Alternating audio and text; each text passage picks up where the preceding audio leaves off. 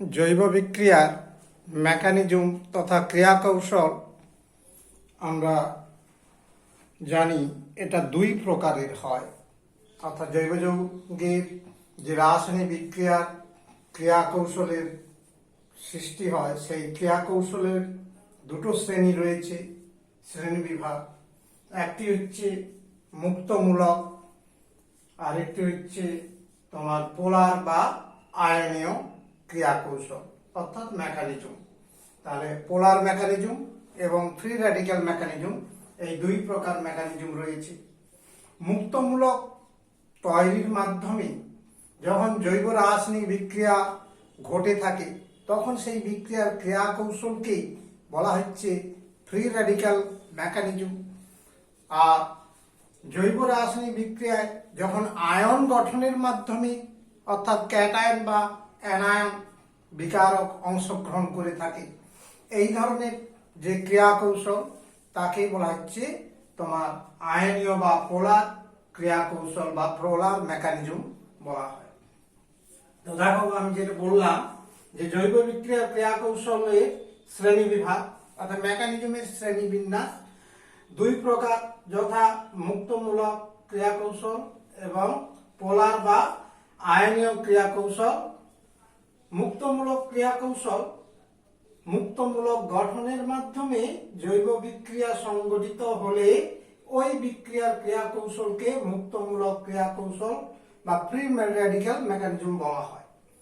এই প্রকার ক্রিয়া কৌশল অর্থাৎ এই ফ্রি র্যাডিক্যাল মেকানিজম দুই প্রকারের হয় সাধারণত। একটি হচ্ছে অ্যাডিশন বিক্রিয়া, আরেকটি হচ্ছে প্রতিস্থাপন বিক্রিয়া ঘটে থাকে। তো সাধারণত ফ্রি র্যাডিক্যাল রিয়াকশন তোমরা ইতিপূর্বেই জেনেছো, আলো বা তাপ বা জৈব পারক্সাইডের উপস্থিতিতে এই বিক্রিয়া ঘটে থাকে।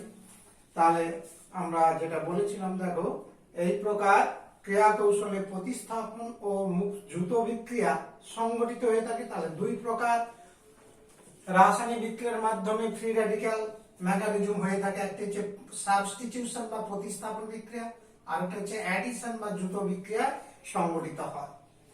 আলো বা তাপের কিংবা জৈব পারক্সাইডের প্রভাবে এই ধরনের বিক্রিয়া ঘটে থাকে।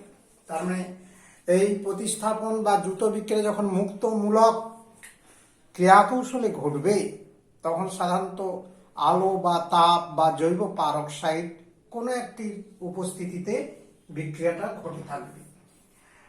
পোলার মেকানিজম বা আয়নীয় মেকানিজম, না আয়ন তৈরির মাধ্যমে বিক্রিয়া সংগঠিত হলে ওই বিক্রিয়ার ক্রিয়া কৌশলকে পোলার মেকানিজম ক্রিয়া কৌশল বা মেকানিজম বলা হয়। এক্ষেত্রে বিকারকগুলি আয়ন রূপে অংশ নেয়। এটা একটা খুবই ভাইটাল পয়েন্ট যে বিকারক এক্ষেত্রে যে বিকারকগুলো সেগুলো হচ্ছে আইদার ক্যাটায়ন অর অ্যানায়ন রূপে অংশ নেয়। এই আয়নের বিকারক দুই প্রকারের হতে পারে।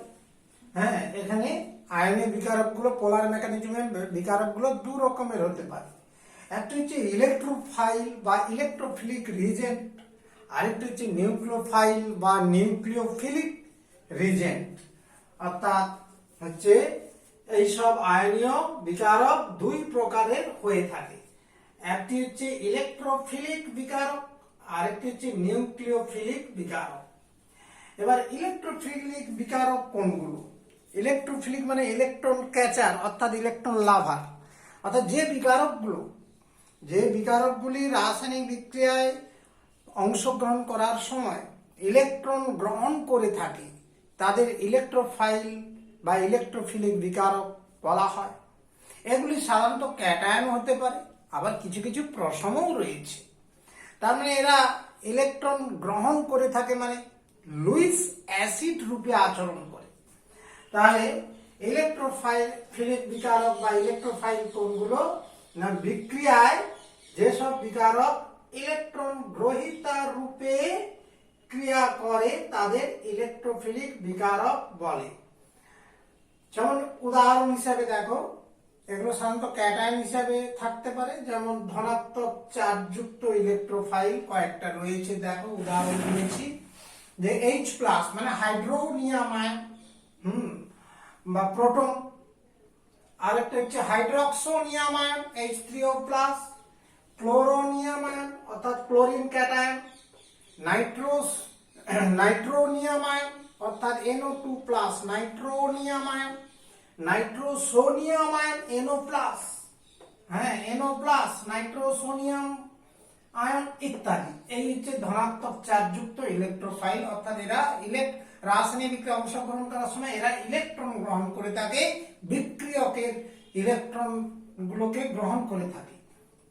আবার কিছু কিছু প্রশম ইলেকট্রোফাইল রয়েছে যারা লুইস অ্যাসিড, যেমন BF3 অর্থাৎ boron trifluoride, aluminium chloride, ferric chloride, sulphur trioxide ইত্যাদি, এগুলো হচ্ছে তোমার ইলেকট্রোফাইল রূপে ক্রিয়া করে। তাহলে ইলেকট্রোফাইলগুলি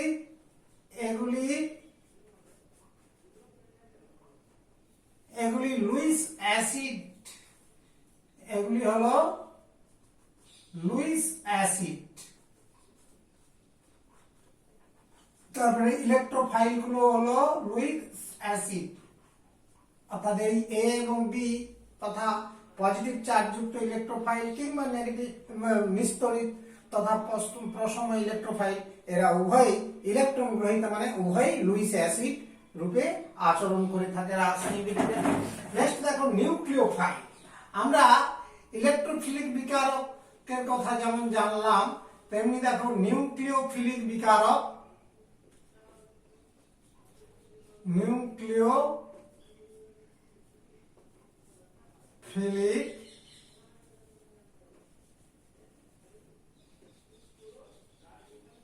নিউক্লিওফিলিক বিকারক না, যেসব বিকারক তোমার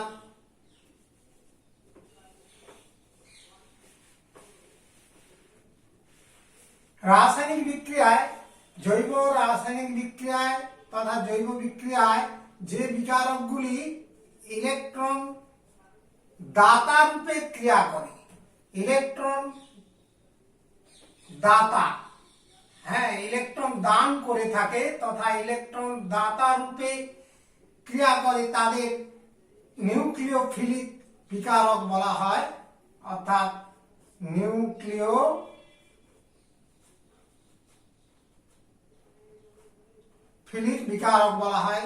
তাহলে দেখো নিউক্লিওফিলিক বিকারকের ডেফিনেশনটা আমি এখানে লিখলাম যে নিউক্লিওফিলিক বিকারক কাকে বলে না, জৈব বিক্রিয়ায় যেসব বিকারক ইলেকট্রন দাতা রূপে ক্রিয়া করে, ইলেকট্রন দান করে, তাদেরকে বলা হয় তোমার হচ্ছে নিউক্লিওফিলিক বিকারক। তাহলে নিউক্লিওফিলিক বিকারক গুলো ঠিক কি জাতীয় হতে পারে না, অ্যানায়ন গুলো হতে পারে। এছাড়া কিছু প্রশম হচ্ছে বিকারক রয়েছে, সেগুলো তোমার হচ্ছে নিউক্লিওফিলিক বিকারক রূপে ক্রিয়া করে থাকে। তার মানে এক্ষেত্রে নেগেটিভ চার্জ যুক্ত অর্থাৎ ঋণাত্মক আধানগ্রস্ত কিছু নিউক্লিওফাইল রয়েছে।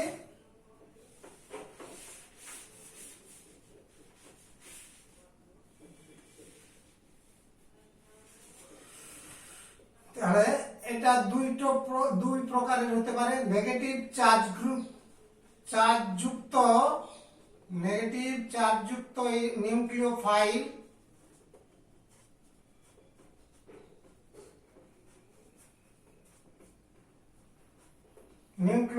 বিকারকের কয়েকটি যেমন উদাহরণ দিচ্ছি আমরা। দেখো ক্লোরিডো অর্থাৎ chloride ion, bromide ion, hydroxide ion, এই আয়নগুলো বিকারক হতে পারে। এমনকি অ্যালকক্সাইড অর্থাৎ অ্যালকোহলের হাইড্রোজেন আয়নটা চলে গেলে অ্যালকক্সাইড আয়ন হতে পারে, অথবা হচ্ছে সায়ানাইড আয়ন হতে পারে, CN- ইত্যাদি।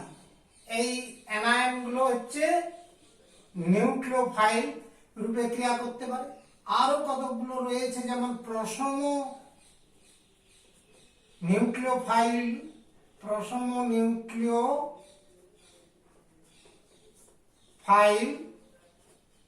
বিকারক যারা ইলেকট্রন জোড় দান করতে পারে, যেমন তোমার জলের অণু, অক্সিজেনের দুটো লোন পেয়ার রয়েছে, তার মধ্যে একটি লোন পেয়ার দান করতে পারে, অ্যালকোহল হতে পারে, অ্যালকোহল ROH, অ্যালকোহলে অক্সিজেন পরমাণুতে দুটি ইলেকট্রন জোড় রয়েছে, কাজে ইলেকট্রন দাতা রূপে ক্রিয়া করতে পারে।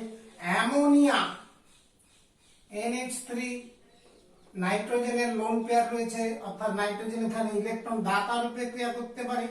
অ্যামিন যৌগ অর্থাৎ RNH2, primary amine, secondary amine, tertiary amine, সমস্ত অ্যামিন গোত্র এরা ইলেকট্রন দাতা রূপে কাজ করতে পারে ইত্যাদি। তার মানে এইগুলো হচ্ছে তোমার প্রশম নিউক্লিওফাইলের উদাহরণ। আর এগুলো যেহেতু ইলেকট্রন দাতা, এদের আমরা লুইস ক্ষারক রূপে ধরে নিতে পারি, অর্থাৎ এদের লুইস ক্ষারক তথা নিউক্লিওফাইল বিকারকগুলি নিউক্লিওফাইল বিকারক গুলি হলো লুইস ক্ষারক, অর্থাৎ এগুলো হচ্ছে লুইস ক্ষারক নামেও পরিচিত হতে পারে, কারণ এরা ইলেকট্রন দাতা। তাহলে আমরা পোলার মেকানিজমে দু ধরনের বিকারক অংশগ্রহণ করে, একটি ইলেকট্রোফাইল আর একটি নিউক্লিওফাইল, এদের সম্পর্কে ধারণা করলাম। নেক্সট টপিকে আসছি আমরা যে রাসায়নিক বিক্রিয়া যে কত রকমের হয়, অর্থাৎ তার শ্রেণীবিন্যাস। তাহলে জৈব রাসায়নিক বিক্রিয়া আমরা শ্রেণীবিন্যাস বলতে 4 প্রকারের বিক্রিয়া মূলত আমরা জেনে থাকি। এগুলো তোমরা আগেও ছোট ক্লাসেও জেনেছো। প্রতিস্থাপন বিক্রিয়া অর্থাৎ সাবস্টিটিউশন বিক্রিয়া, এবং যুত বিক্রিয়া অর্থাৎ অ্যাডিশন বিক্রিয়া, অপনয়ন বিক্রিয়া বা এলিমিনেশন বিক্রিয়া, পুনর্বিন্যাস বিক্রিয়া বা রিঅ্যারেঞ্জমেন্ট রিঅ্যাকশন। তার মানে জৈব বিক্রিয়ার শ্রেণীবিন্যাসে 4 রকমের বিক্রিয়া শুনলে, প্রতিস্থাপন, যুত, অপনয়ন এবং পুনর্বিন্যাস বিক্রিয়া। তো প্রতিস্থাপন বিক্রিয়া কাকে আমরা বলব না, প্রতিস্থাপন বিক্রিয়া যে রাসায়নিক বিক্রিয়ায় জৈব যৌগের অণুতে উপস্থিত এক বা একাধিক পরমাণু বা মূলক অপর কোনো মূলক বা পরমাণু দ্বারা প্রতিস্থাপিত হয়, তখন সেই বিক্রিয়াকেই বলা হয় প্রতিস্থাপন বিক্রিয়া। তাহলে যে বিক্রিয়ায় জৈব যৌগের অণুতে উপস্থিত এক বা একাধিক পরমাণু বা মূলক অন্য কোনো পরমাণু বা মূলক দ্বারা প্রতিস্থাপিত হয়, তাকেই প্রতিস্থাপন বিক্রিয়া বলে। যেমন একটা উদাহরণ দিচ্ছি, দেখো, আমরা অ্যালকিল হ্যালাইডকে তীব্র ক্ষারের জলীয় দ্রবণ সহ রিফ্লাক্স করলে অ্যালকোহল তৈরি হয়। এই বিক্রিয়ায় হ্যালোজেনগুলো হাইড্রক্সিল মূলক দ্বারা প্রতিস্থাপিত হয়, কাজে এটা একটা প্রতিস্থাপন বিক্রিয়া। যেমন একটা উদাহরণ হিসাবে মিথাইল ক্লোরাইডকে কস্টিক সোডার জলীয় দ্রবণ মানে অ্যাকুয়াস দ্রবণ সহ রিফ্লাক্স করলে মিথাইল ক্লোরাইড থেকে মিথাইল অ্যালকোহল তৈরি হয় CH3OH, আর সোডিয়াম ক্লোরাইড উপজাত হিসাবে উৎপন্ন হয়। এখানে দেখো ক্লোরিন পরমাণুটি জৈব যৌগের অণুতে উপস্থিত এই ক্লোরিন পরমাণুটি হাইড্রক্সিল মূলক দ্বারা প্রতিস্থাপিত হয়েছে, কাজে এটা একটা প্রতিস্থাপন বিক্রিয়া। এই প্রতিস্থাপন বিক্রিয়া বা সাবস্টিটিউশন রিঅ্যাকশন আবার 3 প্রকারের হতে পারে। আমরা একটু আগেই শুনেছিলাম যে 3 প্রকারের আমার বিকারক রয়েছে। একটি হচ্ছে মুক্তমূলক বিক্রিয়া, মুক্তমূলক হচ্ছে বিকারক, আরেকটি হচ্ছে নিউক্লিওফাইল, আরেকটি হচ্ছে ইলেকট্রোফাইল। কাজে এই বিকারকের ভিত্তিতে আমরা এই প্রতিস্থাপন বিক্রিয়াকে 3টে শ্রেণীতে বিভাজন করতে পারি। কেমন, যে এই প্রতিস্থাপন বিক্রিয়া 3 প্রকারের হচ্ছে মুক্তমূলক বা ফ্রি রেডিক্যাল সাবস্টিটিউশন রিঅ্যাকশন অর্থাৎ মুক্তমূলক প্রতিস্থাপন বিক্রিয়া, ইলেকট্রোফিলিক প্রতিস্থাপন বিক্রিয়া এবং নিউক্লিওফিলিক প্রতিস্থাপন বিক্রিয়া। আমরা এই 3টে শ্রেণীর বিক্রিয়ার কথা আলোচনা করব ডিটেলসে, এবং মেকানিজম এখান থেকে শুরু হয়ে গেল। তোমরা মেকানিজম সম্পর্কে যে প্রাথমিক ধারণাগুলো লাভ করেছো, তার মধ্যে আমরা এই স্টার্ট করে দিলাম মেকানিজমের প্রথম পার্ট, যে মুক্তমূলক প্রতিস্থাপন বিক্রিয়া থেকেই আমরা শুরু করছি। যে মুক্তমূলক প্রতিস্থাপন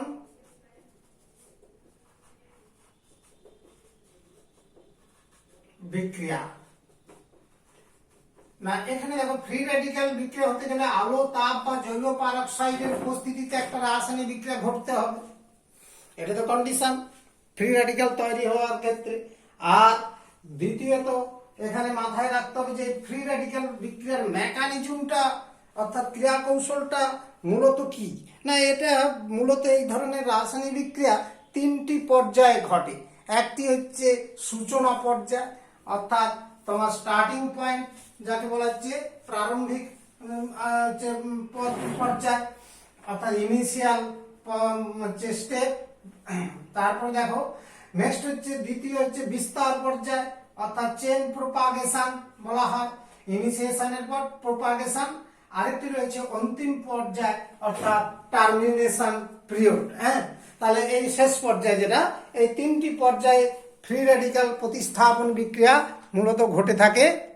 তাহলে মুক্তমূলক প্রতিস্থাপন বিক্রিয়ার তিনটা পর্যায়ে আমরা শুনলাম যে তিনটি পর্যায়ে ঘটে, যেটা তার মধ্যে সূচনা পর্যায় বা ইনিশিয়েশন, সূচনা পর্যায় বা ইনিশিয়েশন, বিস্তার পর্যায় বা প্রোপাগেশন, অন্তিম পর্যায় বা টার্মিনেশন। এবার সূচনা পর্যায় এক্ষেত্রে কি ঘটে না, দেখো রাসায়নিক বিক্রিয়ায় তো মুক্তমূলক বিক্রিয়ার ক্ষেত্রে তো অন্যতম কন্ডিশন বা শর্ত ছিল আলো, তাপ বা জৈব পারক্সাইডের উপস্থিতিতে বিক্রিয়াটা ঘটবে। তো সাধারণত এই সূচনা পর্যায়ে আলো বা তাপ কিংবা জৈব পারক্সাইডের উপস্থিতিতে তোমার বিক্রিয়ার অংশগ্রহণকারী যে বিকারক বা বিক্রিয়ক অণু রয়েছে তাদের মধ্যে প্রথম যে কোনো বিক্রিয়ক অণু বা বিকারক অণু সমযোজী বন্ধনের সুষম বিভাজন ঘটে ফ্রি রেডিক্যাল তৈরি হবে, অর্থাৎ মুক্তমূলক তৈরি হয়। যেমন ধরো X2RH এর বিক্রিয়ায় RxHX তৈরি হয়েছে, ইউভি অর্থাৎ আল্ট্রাভায়োলেট বা সূর্যালোকের উপস্থিতিতে বিক্রিয়াটা ঘটছে। তাহলে এখানে দেখো সূর্যালোক আছে মানে ফ্রি রেডিক্যাল মেকানিজম ঘটবে এবং এটা প্রতিস্থাপন বিক্রিয়া, সুতরাং মুক্তমূলক প্রতিস্থাপন বিক্রিয়া। তাহলে এখানে প্রথম পর্যায়ে কি ঘটবে যেটা আমরা এখানে বলেছি, দেখো সূচনা পর্যায়ে, যে এই পর্যায়ে আলো বা তাপের প্রভাবে বা জৈব পারক্সাইডের উপস্থিতিতে বিক্রিয়ায় অংশগ্রহণকারী পদার্থের সুষম বন্ধন বিভাজন ঘটে এবং মুক্তমূলক তৈরি হয়। তার মানে মুক্তমূলক সৃষ্টির প্রথম পর্যায়ে ঘটে। তাহলে এখানে দেখো এই X2 তথা XX যে সমযোজী বন্ধন আছে, এই বন্ধন সূর্যালোকের উপস্থিতিতে সুষম বিভাজন ঘটবে, এই বন্ধনের ঘটে গিয়ে X ফ্রি রেডিক্যাল তৈরি হলো, অর্থাৎ মুক্তমূলক তৈরি হয়। এটাই হচ্ছে সূচনা পর্যায়। নেক্সট দেখো বিস্তার পর্যায়। না এই প্রথম পর্যায়ে যে মুক্তমূলক তৈরি হয়, এই মুক্তমূলক অন্যান্য যে বিক্রিয়ক বা বিকারক অণুগুলো রয়েছে, বাকি যে অণুগুলো রয়েছে ওই বিক্রিয়া সিস্টেমে সমস্ত অণুকে ভেঙে তাদের হচ্ছে ফ্রি রেডিক্যালে পরিণত করে। তার মানে মুক্তমূলক তৈরি করবে, আরো যে অণুগুলো রয়েছে সব ভেঙে গিয়ে মুক্তমূলক তৈরি হয় এবং মুক্তমূলক গঠন ক্রিয়া এই বিস্তার পর্যায়ে সম্পন্ন হয়ে যায়। অর্থাৎ এখানে সম্পূর্ণভাবে মুক্তমূলক গঠন ক্রিয়া, দ্যাট ইজ বিস্তার পর্যায়, যেটা আমরা বললাম। দেখো এখানে লিখেছি যে প্রথম পর্যায়ে উৎপন্ন মুক্তমূলক অন্যান্য বিক্রিয়ক অণুসমূহ এর সঙ্গে বিক্রিয়া করে আরো মুক্তমূলক তৈরি করে এবং মুক্তমূলক গঠন ক্রিয়া সম্পূর্ণ হয়। তার মানে বিস্তার পর্যায়ে সমস্ত ফ্রি রেডিক্যাল তৈরি হয়ে যাবে। তাহলে এখানে আর অণু বলতে RH রয়েছে, এই RH তার সাথে দেখো আগের যে প্রথম পর্যায়ে তৈরি মুক্তমূলক বিক্রিয়া করবে, এখানে মুক্তমূলক বিক্রিয়া করে এটার বন্ধন বিভাজন ঘটবে এবং সুষম বন্ধন বিভাজন ঘটবে। ঘটে গিয়ে কি হচ্ছে দেখো এখানে আর ফ্রি রেডিক্যাল এবং এইচএস অণু তৈরি হলো। তাহলে এরূপ ক্ষেত্রে দেখো ফ্রি রেডিক্যাল যত আরো যে অন্যান্য অণু আছে সব অণুগুলো ভেঙে গিয়ে ফ্রি রেডিক্যাল গঠন ক্রিয়া সম্পন্ন হবে। এবার চূড়ান্ত পর্যায়ে, শেষ পর্যায়ে কি হবে না, যত মুক্তমূলক তৈরি হলো তারা পরস্পর যুক্ত হয়ে নির্দিষ্ট বিক্রিয়াজাত পদার্থের অণু তৈরি করবে, এই সঙ্গে কিছু উপজাত তৈরি করবে। তার মানে বিভিন্ন প্রকার যৌগ গঠন করে চূড়ান্ত পর্যায়ে বা অন্তিম পর্যায়ে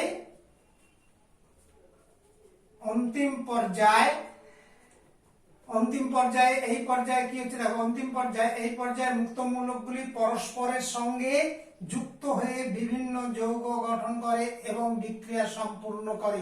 তার মানে এখানে বিক্রিয়াটি সমাপ্ত হয়ে যাবে। তাহলে বিভিন্ন ধাপে যে পদার্থগুলো তৈরি হয়েছে, যেমন এক্স ফ্রি র্যাডিক্যাল, আর ফ্রি র্যাডিক্যাল, এরা পরস্পর যুক্ত হয়ে মূল বিক্রিয়াজাতটা তৈরি করলো। এছাড়া অন্যান্য যে ফ্রি র্যাডিক্যাল গুলো বেড়ে যাবে, তারা আবার নিজেদের মধ্যেও যুক্ত হতে পারে, কারণ মুক্তমূলক গুলো আমরা বলেছিলাম অন্তর্বর্তী সক্রিয় পদার্থ। তার মানে এরা খুবই অ্যাক্টিভ, খুবই ক্ষণস্থায়ী।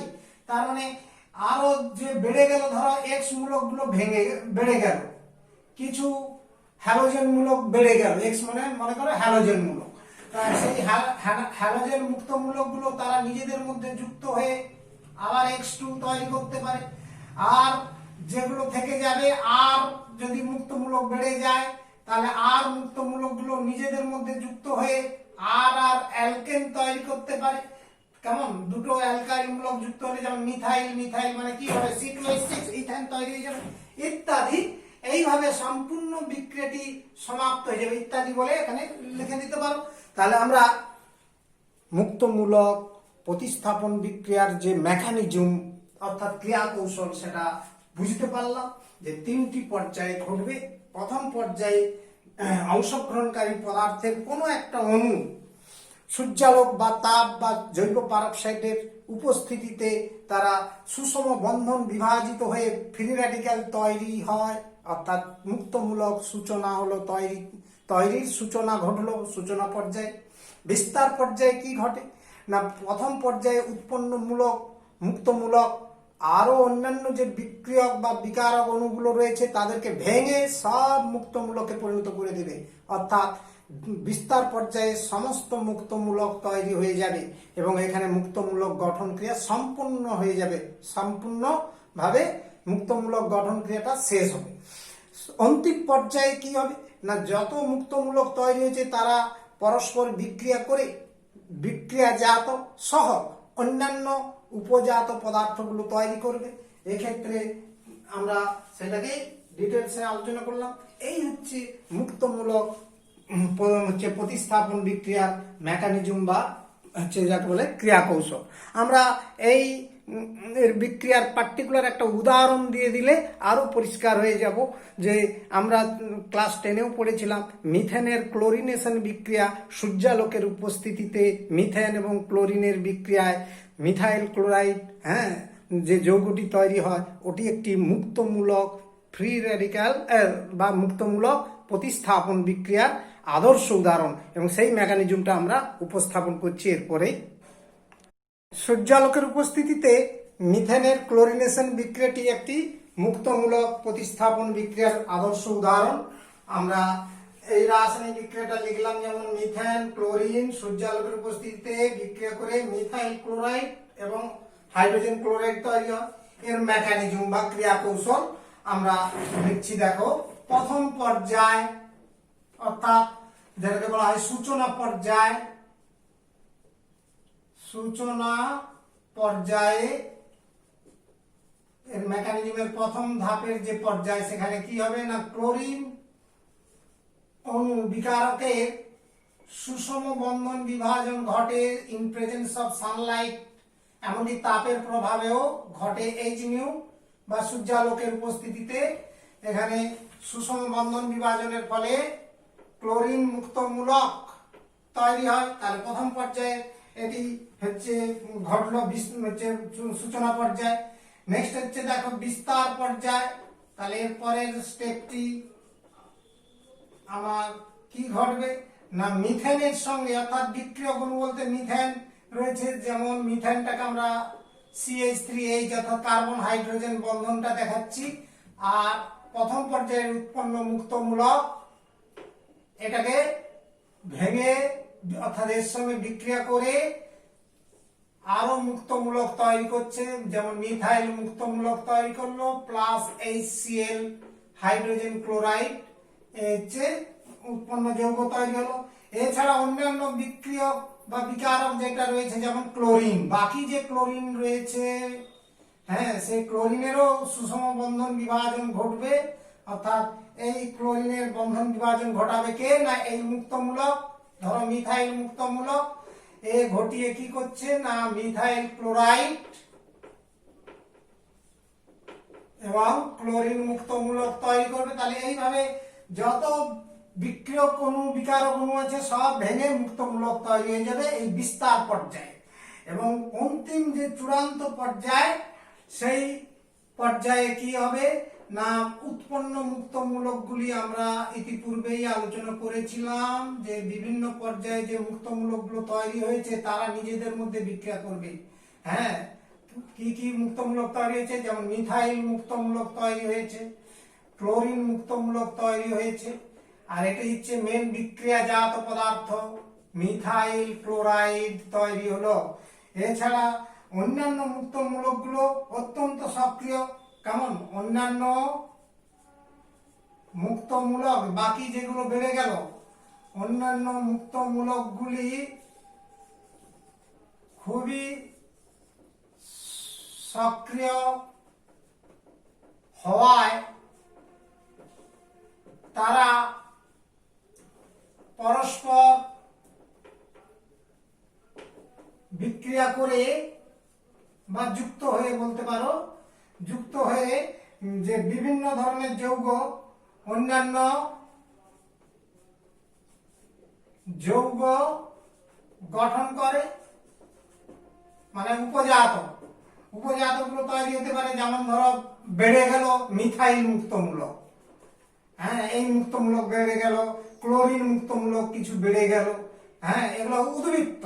তাহলে কি হবে না মিথাইল মুক্তমূলক নিজেদের মধ্যে যুক্ত হয়ে ইথেন তৈরি করবে, CH3 that is C2H6 ethane তৈরি করবে। ক্লোরিন মুক্তমূলক গুলো যুক্ত হয়ে তারা উপজাত হিসাবে আরো কিছু ক্লোরিন, যেগুলো হচ্ছে আমরা বলছি যে ক্লোরিন পরমাণু বেড়ে গেল। তাহলে এইভাবে কিন্তু আমরা মিথেনের ক্লোরিনেশন হচ্ছে বিক্রিয়াটির মেকানিজম চিন্তা করতে পারি। এবার দেখো এখানে 1 মোল মিথেনের সঙ্গে 1 মোল ক্লোরিনের বিক্রিয়া হয়েছে, যদি অতিরিক্ত ক্লোরিন থাকে তাহলে এই মিথেনের 4টা হাইড্রোজেন পরমাণু পরপর প্রতিস্থাপিত হয়ে একই রকম মেকানিজম তথা ক্রিয়া কৌশলে তারা অন্যান্য যৌগগুলো তৈরি করতে পারে। হ্যাঁ, তার মানে অতিরিক্ত ক্লোরিনের উপস্থিতিতে উৎপন্ন, লিখছি এরপরের স্টেপটা দেখো, হচ্ছে অতিরিক্ত ক্লোরিন যদি হচ্ছে আমার হচ্ছে থাকে, হ্যাঁ, অতিরিক্ত ক্লোরিনের উপস্থিতিতে হচ্ছে আমি যেটা বলছি দেখো, অতিরিক্ত Cl2 এর উপস্থিতিতে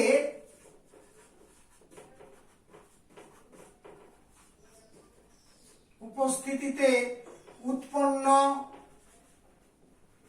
এখানে কি উৎপন্ন হয়েছে মিথাইল ক্লোরাইড, অর্থাৎ এই যে মিথাইল ক্লোরাইড যেটা তৈরি হয়েছে, এখানে আমরা মুছে দিলাম, হ্যাঁ, যে মিথাইল ক্লোরাইডটা তৈরি হয়েছে দ্যাট ইজ অন্তিম পর্যায়ে মিথাইল ক্লোরাইড।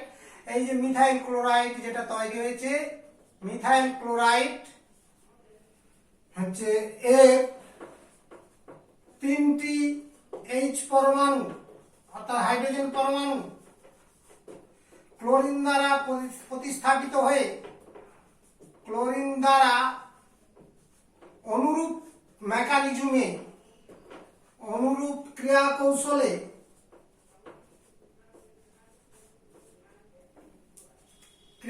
মানে মেকানিজম, ক্রিয়া কৌশলে প্রতিস্থাপিত হয়ে ওই 3টা হাইড্রোজেন পরমাণু ক্লোরিন দ্বারা প্রতিস্থাপিত হয়ে যথাক্রমে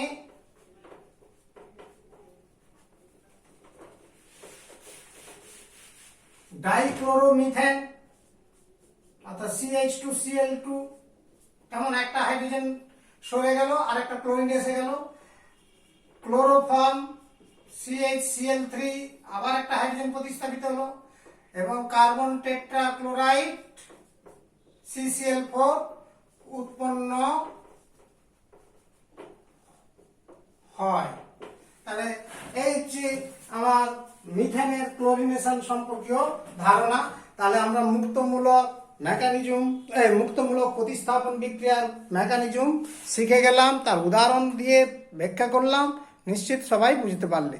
আমরা ইলেকট্রোফিলিক এবং নিউক্লিওফিলিক প্রতিস্থাপন বিক্রিয়া দুটি এর পরের পার্টে আলোচনা করব।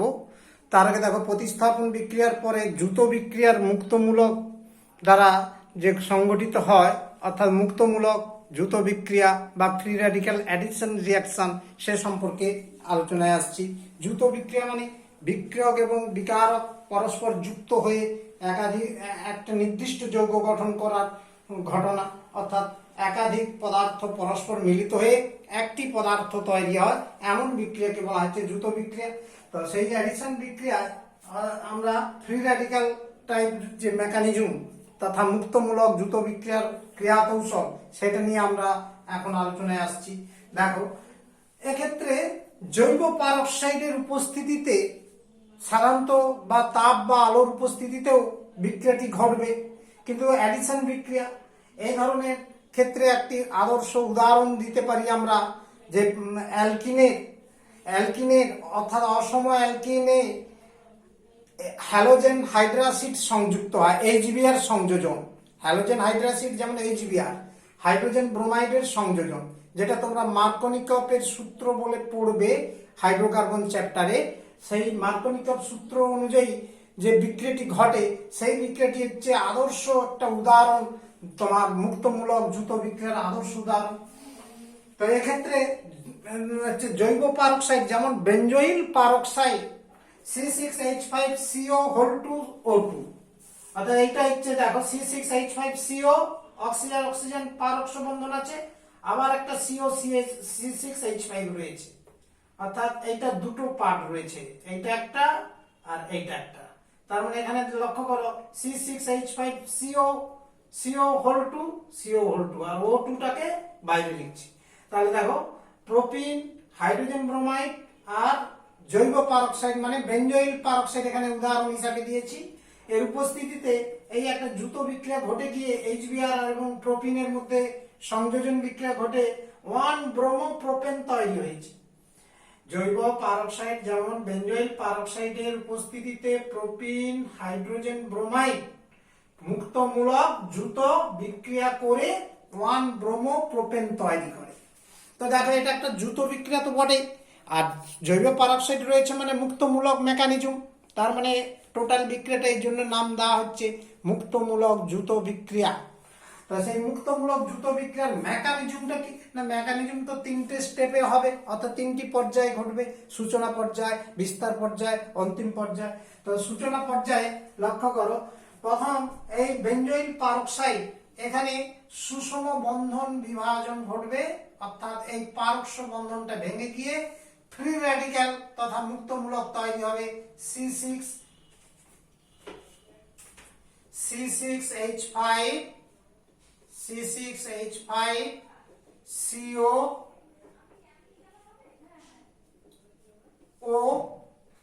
Free radical. এটা দুটো অংশ যেহেতু এই জায়গায় ভাঙছে, মানে এটা একটা এটা একটা, তার মানে দুই অণু মুক্তমূলক তৈরি হলো। এই দুই অণু মুক্তমূলক, এরা খুবই অস্থিতিশীল। এখানে দেখো কি ঘটনা ঘটছে, লক্ষ্য করো, ওই মুক্তমূলক আবার নিজেদের মধ্যে বিক্রিয়া করে, অর্থাৎ এখানে এই ঘটনাটা ঘটবে, অর্থাৎ এই বন্ধনটা সুষম বিভাজন হলো, আর এখানে একটা পাই বন্ধন তৈরি হলো। মুক্তমূলকের এই অযুগ্ম ইলেকট্রন আর এই দুটো ইলেকট্রনের একটা ইলেকট্রন এসে এখানে ডবল বন্ড তৈরি হয়ে কার্বন ডাই অক্সাইড তৈরি হলো, আর এই বন্ধনটা ভেঙে গিয়ে ফিনাইল মুক্তমূলক তৈরি হবে, অর্থাৎ যে কথাটা বললাম C6H5 ফ্রি র্যাডিক্যাল মুক্তমূলক, এবং সেই সঙ্গে তৈরি হলো কার্বন ডাই অক্সাইড মলিকুল। এটা দুই অণু আছে, তার মানে 2 দিয়ে গুণ করলে দুটো ফিনাইল মুক্তমূলক এবং 2 অণু কার্বন ডাই অক্সাইড গ্যাস তৈরি হয়। এরপর বিস্তার পর্যায়, তাহলে দেখো, প্রথমে বেঞ্জয়িল পারক্সাইড থেকে মুক্তমূলক তৈরি হলো। এবার মুক্তমূলক স্টার্টিং হয়ে গেলেই এবার বিস্তার পর্যায়ে শুরু হয়ে যাবে। অর্থাৎ বিস্তার পর্যায়ে কি ঘটনা ঘটে আমরা তো জানি, প্রথম পর্যায়ে উৎপন্ন মুক্তমূলক, যেমন এখানে ফিনাইল মুক্তমূলক C6H5 অযুগ্ম ইলেকট্রন একটা রয়েছে, বিজোড় ইলেকট্রন। এই ইলেকট্রনটি বিকারক অন্যান্য যে বিক্রিয়ক অণু রয়েছে যেমন HBr রয়েছে, হাইড্রোজেন ব্রোমাইড, তার সাথে বিক্রিয়া করে, অর্থাৎ এখানে সুষম বন্ধন বিভাজন ঘটবে। আর এই মুক্তমূলক আর এই তোমার হাইড্রোজেন মুক্তমূলক তৈরি হবে, কারণ এখানে হাইড্রোজেন মুক্তমূলক ব্রোমিন মুক্তমূলক তৈরি হবে এই বন্ধনটা ভাঙার ফলে। সেই হাইড্রোজেন মুক্তমূলক আর ফিনাইল মুক্তমূলক যুক্ত হয়ে বেনজিন C6H6 আর ব্রোমিন মুক্তমূলক তৈরি হলো। এবার এই মুক্তমূলক কি করবে না, অপর যে বিক্রিয়ক রয়েছে প্রোপিন, প্রোপিনকে আবার মুক্তমূলকে পরিণত করবে। দেখো কিভাবে করছে না, CH3CH ডবল বন্ড CH2, এটা প্রোপিন আর ব্রোমিন মুক্তমূলক। এরা বিক্রিয়া করে দুটো সম্ভাবনা রয়েছে, লক্ষ্য করো, CH3CH2Br। এখানে লক্ষ্য করো কি জিনিসটা দেখালাম না, সরি এখানে হচ্ছে হাইড্রোজেন একটা বেশি লেখা গেছে। ধরো এই কার্বনে ব্রোমিনটা যুক্ত হলো, তার মানে এই বন্ধনের একটা এখানে ইলেকট্রন আর একটা এখানে ইলেকট্রন এলো, কেমন, অর্থাৎ সুষম বন্ধন বিভাজন ঘটবে। হয়ে গিয়ে কি হলো, এই ব্রোমিনটা এই ওই একটা ইলেকট্রন আর ব্রোমিনের একটা ইলেকট্রন মিলে এখানে সমযোজী বন্ধন তৈরি হলো, আর এখানে আরেকটা ইলেকট্রন পড়ে থাকলো। এটা লক্ষ্য করো, এটা কত ডিগ্রি মুক্তমূলক হলো, 2 ডিগ্রি, মানে সেকেন্ডারি মুক্তমূলক, 2 ডিগ্রি মুক্তমূলক। তেমনি আরো একটা সম্ভাবনা থাকে, প্লাস, এখানে জায়গাটা শর্ট আছে বলে আমি নিচে লিখছি, নাহলে এখানে প্লাস দিয়ে এখানে লেখা যায়, হ্যাঁ, কিন্তু ওইখানে জায়গাটা ছোট আছে ওই জন্য নিচে লিখছি। দেখো আরেকটা সম্ভাবনা কি আছে না, এই ব্রোমিন মুক্তমূলকটা এই মাঝের কার্বনে যুক্ত হতে পারে, তখন এটি হচ্ছে মুক্তমূলক কার্বন তৈরি হবে। অর্থাৎ মাঝের কার্বনটা মুক্তমূলক না হয়ে কি বললাম দেখো, CH3CH ব্রোমিনটা এইখানে যুক্ত হলে শেষের কার্বনটা মুক্তমূলকে পরিণত হবে। এটা হচ্ছে প্রাইমারি কার্বন মুক্তমূলক, কারণ এই কার্বনটা একটা কার্বনে যুক্ত আর এই কার্বনটা দুটো কার্বনে যুক্ত, এই জন্য 2 ডিগ্রি মুক্তমূলক। আর এটা হচ্ছে প্রাইমারি বা 1 ডিগ্রি মুক্তমূলক। আর আমরা অলরেডি স্টাডি করে জেনেই ফেলেছি এই দুটো মুক্তমূলকের মধ্যে কোনটা বেশি সুস্থিত না সেকেন্ডারি, এটা বেশি সুস্থিত, তার মানে এইটাই পাওয়া যাবে। আর এটা কম স্থায়ী, কারণ প্রাইমারি মুক্তমূলক 1 ডিগ্রি মুক্তমূলক কম স্থিতিশীল, সেকেন্ডারি মুক্তমূলক অধিক স্থিতিশীল। কাজেই অন্তিম পর্যায়ে যেটা আমরা মানে পেতে পারি যে কোন যৌগটা সরি এখানে বিক্রিয়াজাত কোনটা হতে পারে না, লক্ষ্য করণীয় বিষয়, উপরে লিখছি, নিচের পারের অংশটা উপরে লিখছি, তার মানে এখানে পাওয়া যেতে পারে, এটাই পাওয়া যাবে, অর্থাৎ যেটা অধিক স্থিতিশীল সেটাই মেজর প্রোডাক্ট, অর্থাৎ সেকেন্ডারি মুক্তমূলক।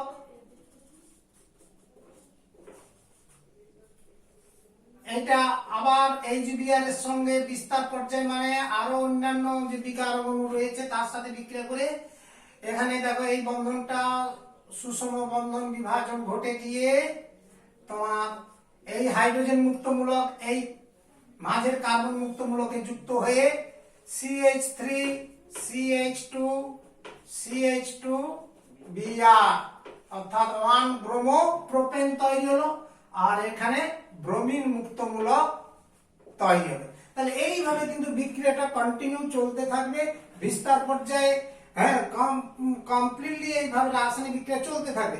শেষমেশ যে মানে যেগুলো বেড়ে যাবে মুক্তমূলক অতিরিক্ত, তারা অন্তিম পর্যায়ে বিক্রিয়াটা ঘটাবে। যেমন এখানে বেড়ে যাওয়ার সম্ভাবনা রয়েছে ব্রোমিন মুক্তমূলক, আর কোনোটাই বাড়বে না, তাহলে এরূপ ক্ষেত্রে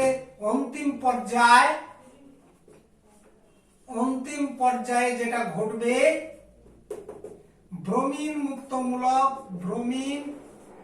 মুক্তমূলক যুক্ত হয়ে ব্রোমিন অণু অর্থাৎ সমস্ত ব্রোমিন মুক্তমূলকগুলো পরস্পর যুক্ত হয়ে ব্রোমিন অণু তৈরি করবে। এইভাবে মুক্তমূলক যুত বিক্রিয়ার মেকানিজম ঘটে থাকে। তাহলে মোটামুটি আমরা ফ্রি রেডিক্যাল প্রতিস্থাপন এবং ফ্রি রেডিক্যাল যুত বিক্রিয়া সম্পন্ন করলাম। এরপরে পোলার মেকানিজমটাই বাকি রয়েছে, নেক্সট পার্টে আমরা আলোচনা করব। তাহলে